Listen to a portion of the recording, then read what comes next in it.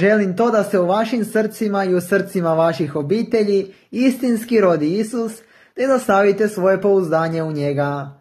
Jer činjenica je da ovdje nismo došli tako slučajno, već da nas je netko poslao ovdje, jer da nije, onda ni život koji nam je dan ne bi imao smisla.